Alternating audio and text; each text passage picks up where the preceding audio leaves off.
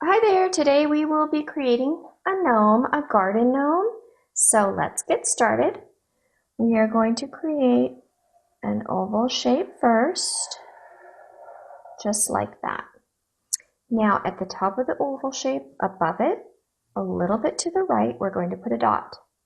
And we are going to use that as a guide for when we make her hat.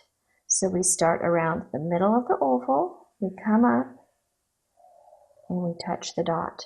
Do the same thing on the other side with your curved line, just like that, nice and pointy.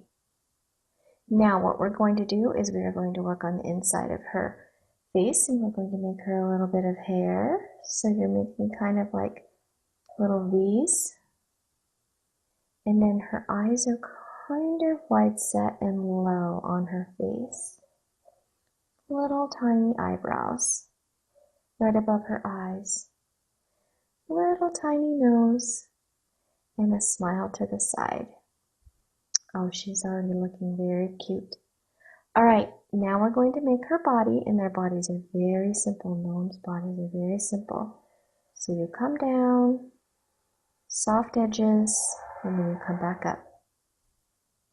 For her arms, you come out from the close, and then you close it up at the bottom, just like this. And you put little semicircles for her hands. Now for her feet, you're going to make just small U's like this. And then she has a little collar, so we're going to go like this.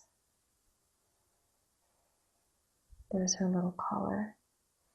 Now, in the garden, we see mushrooms a lot, so we're going to make her a little mushroom, and I do have a video for a mushroom. If you'd like to take a look at it. So there's the stem of the mushroom, and then the football shape, and then the little lines underneath. Now, this is pretty small. I'm not sure if the camera's picking it up, but I'll make it anyways. With some dots and a little bit of grass sticking out from the mushroom. There you go. There's your little garden gnome. Thanks for watching. Bye.